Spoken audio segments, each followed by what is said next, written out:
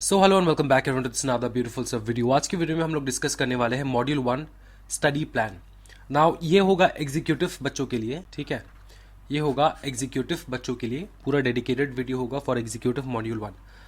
अब मॉड्यूल 1 में इस वीडियो में, स्पेशली इस वीडियो में मैं सब कुछ एक्सप्लेन कर दूंगा कि कैसे आपको अप्रोच रखना है, कहाँ से वीडियो लेक्चर्स देखना है, कैसे हम लोग पास कर सकते हैं, कैसे हम लोग मार्क्स ज़्यादा से ज़्यादा गेन कर सकते हैं, कैसे हम लोग रिवीजन करें, कैसे हम लोग पढ़ाई को आगे बढ़ाएं, ठीक है। हफ्ते में कितने चैप्टर्स या फिर हफ्ते में कौन से सब्जेक्ट, कितने सब्जेक्ट्स, एक दिन में कितने सब्जेक्ट्स, इस प्रकार से बहुत सारे क्वेश्चंस हैं स्टूडेंट्स का।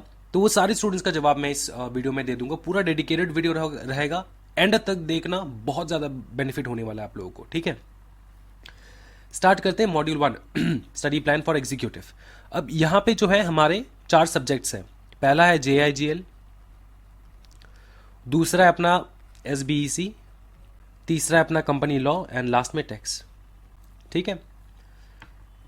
लास्ट में टैक्स। अब सुनो एक बात, एग्जामिनेशन में सबसे पहला एग्जाम होगा आपका JIGL का, सेकेंड एग्जाम होगा कंपनी लॉ का, थर्ड एग्जाम होगा आपका SBEC का, एंड चौथा वाला एग्जाम होगा आपका टैक्स का। इस बात को ध्यान रखना है, ठीक है। एग्जाम के दिनों में कौन सा सब्जेक्ट पहले होने वाला वो मैंने आपको बता दिया है। अब बात सुनिए,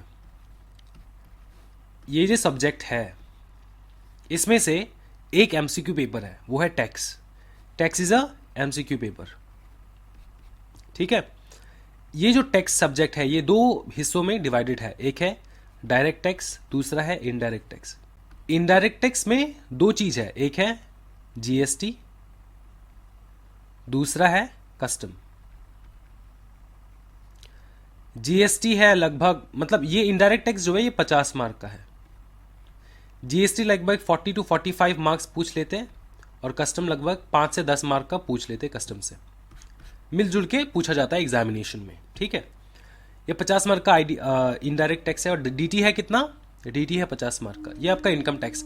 यहाँ पे आपके house property, salaries, business and profession, सब कुछ जो है यहीं से पूछा जाता है, DT से, ठीक है। ये सारा जो टॉपिक है ये DT से रिलेटेड है, ठीक है।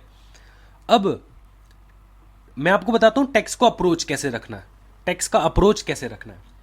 सबसे टफ चीज जो है DT में, डायरेक्ट टैक्स में, वो है 5 heads of income. 5 heads of income. जैसे ये जनवरी का मंथ है इसलिए मैं आप लोग को बता दूं, अभी से आप लोग 5 हेड्स ऑफ इनकम पे जोर डालो, जोर दो, अच्छे से जोर डालो 5 हेड्स ऑफ इनकम पे। इसको बहुत अच्छी तरीके से मास्टर कर लेना है, क्योंकि 25 मार्क का तो 5 हेड्स ऑफ इनकम से ही पूछा जाएगा इस 50 मार्क के पेपर में से, ठीक है।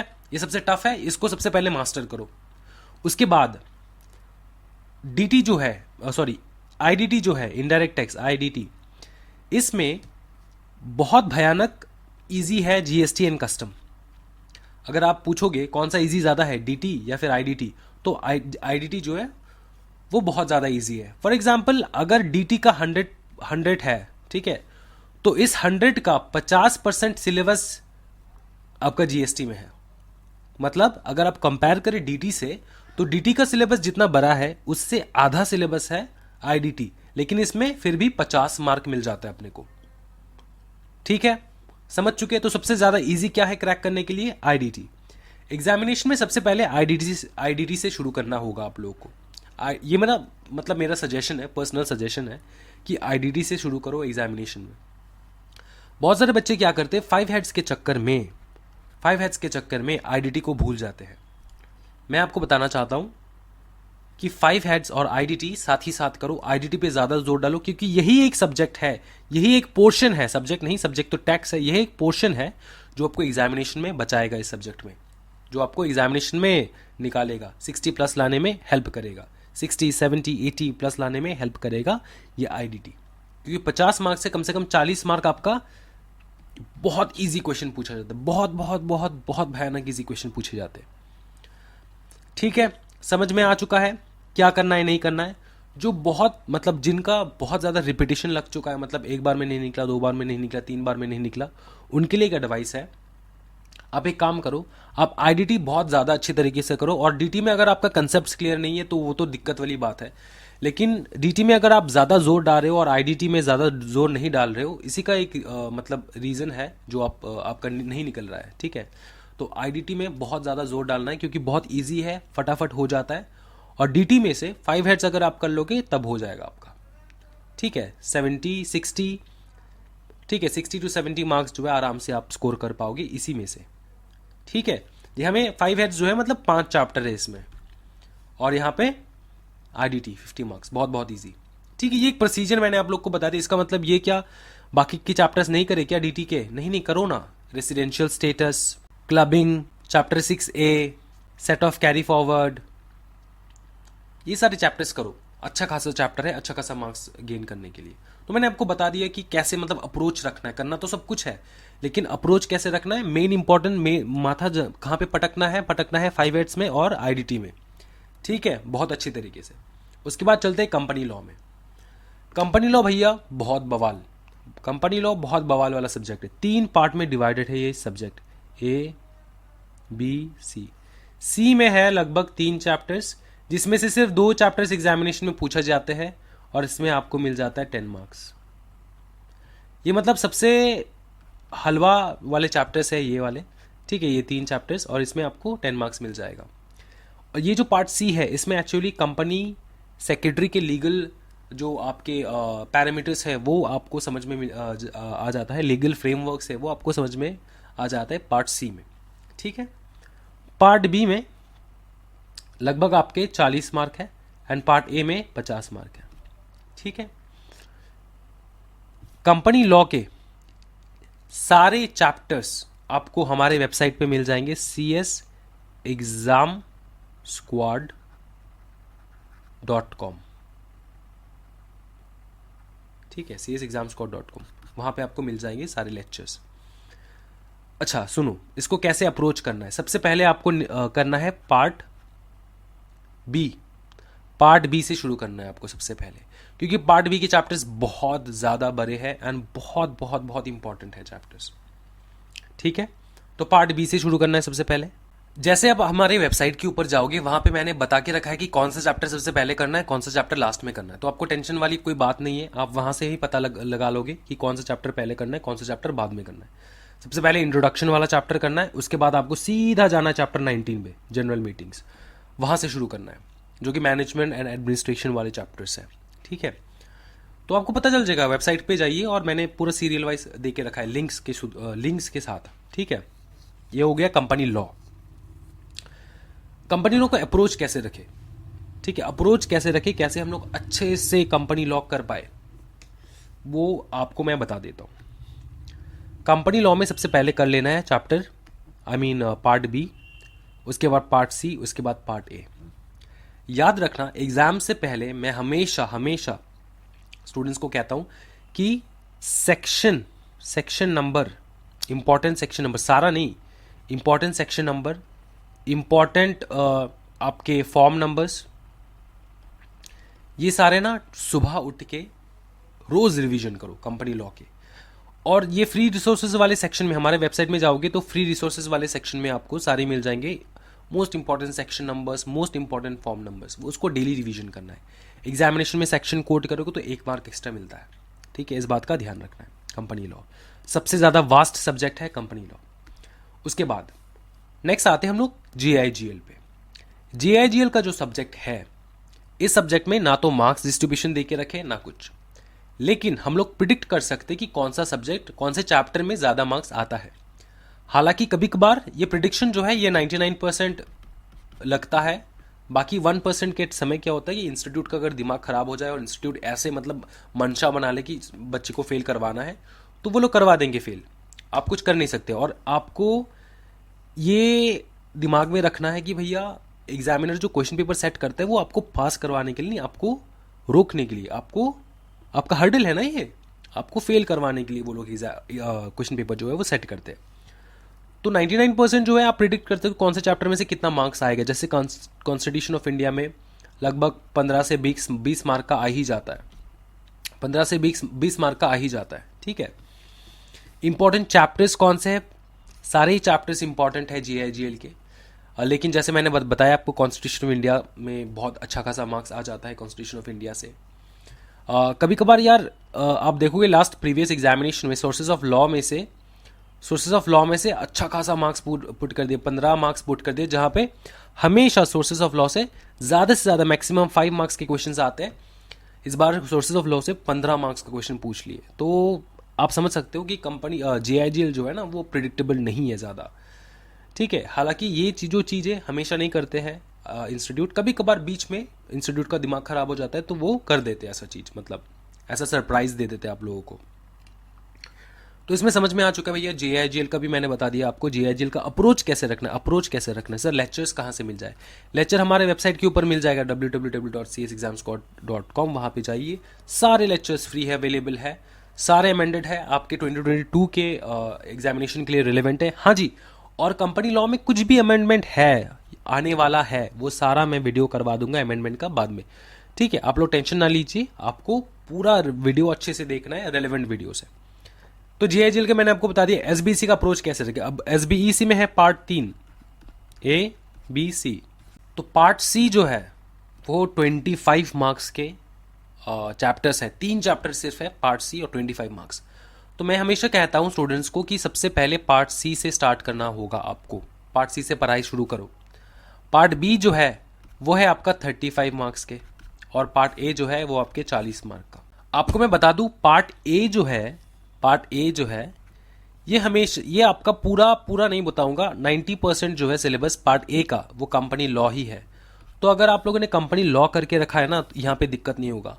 पार्ट C में जो 3 चैप्टर है ना, इन तीनों चैप्टर जो है वो कंपनी लॉ से रिलेटेड है, तीनों चैप्टर कंपनी लॉ से रिलेटेड है।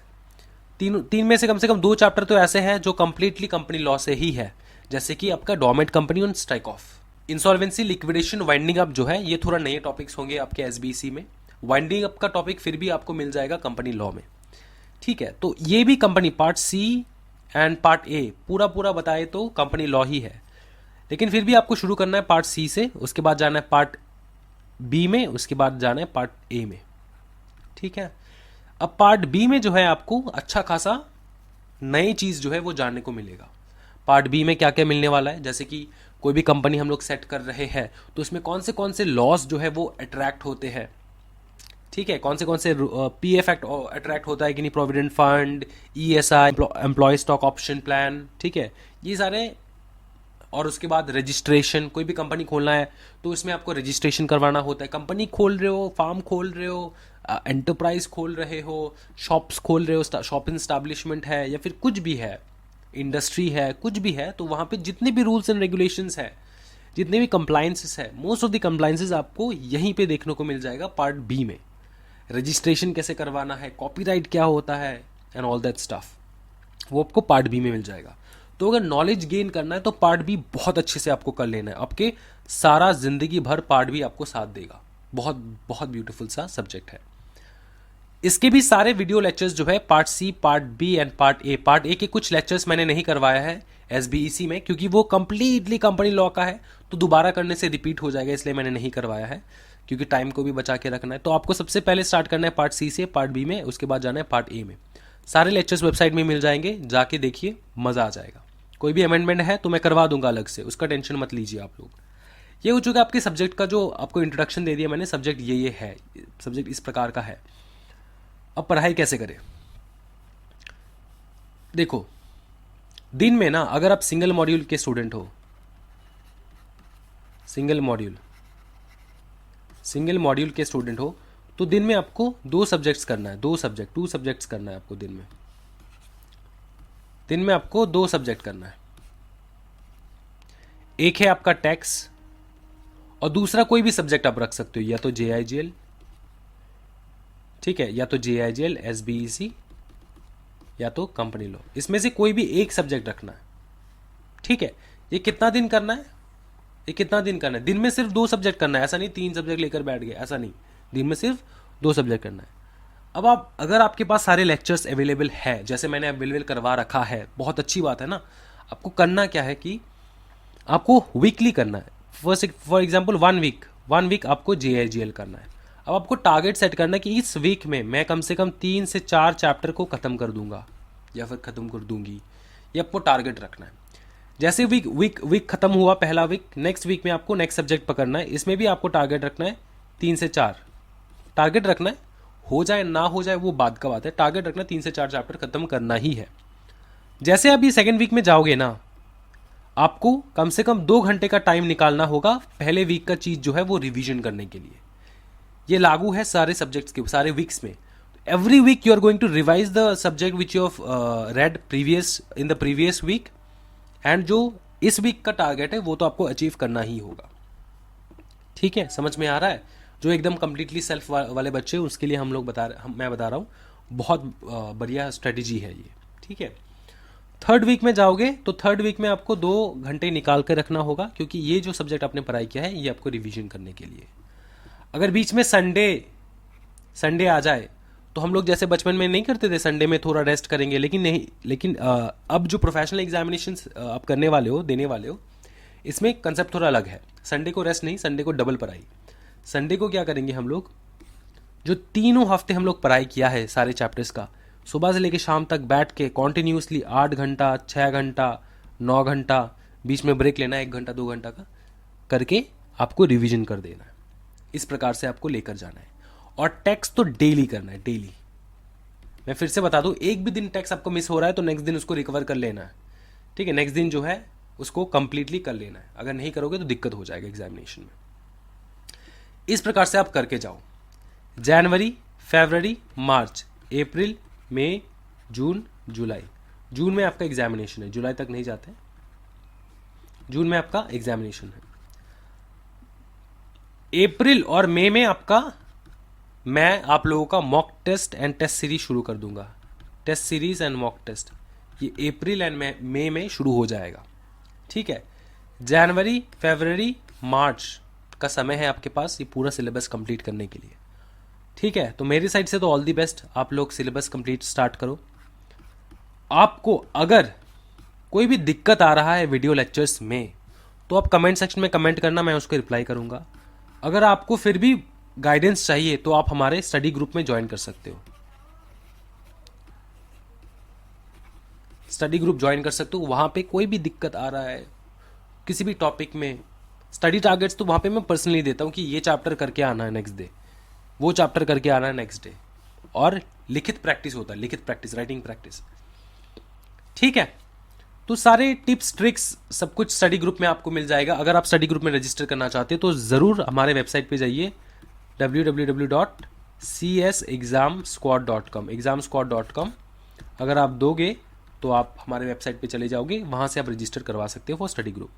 Mock test and test series का टेंशन मत लो, जैसे जैसे दिन आगे बढ़ता जाएगा मैं लेते रहूँगा mock test and test series. ठीक है, इन सारे सब्जेक्ट्स के वीडियो लेक्चर्स फ्री है, कंप्लीटली अवेलेबल है यूट्यूब के ऊपर, और उनके लिंक्स आपको मिल जाएंगे यूट्यूब पे हमारे प्लेलिस्ट सेक्शन में आप जाकर देख सकते हो, या फिर प्लेलिस्ट में कभी कभार दिक्कत ये हो जाता है कि शफल हो जाता है वो सारा चीज़, तो आप हमारे वेबसाइट से डायरेक्ट लिंक जो है अक्वायर करके वहीं से आप कर सकते हो। ठीक है, टेस्ट सीरीज वगैरह जो है वो हम लोग संभाल लेंगे एग्जाम से पहले, आप लोग टेंशन ना लीजिए।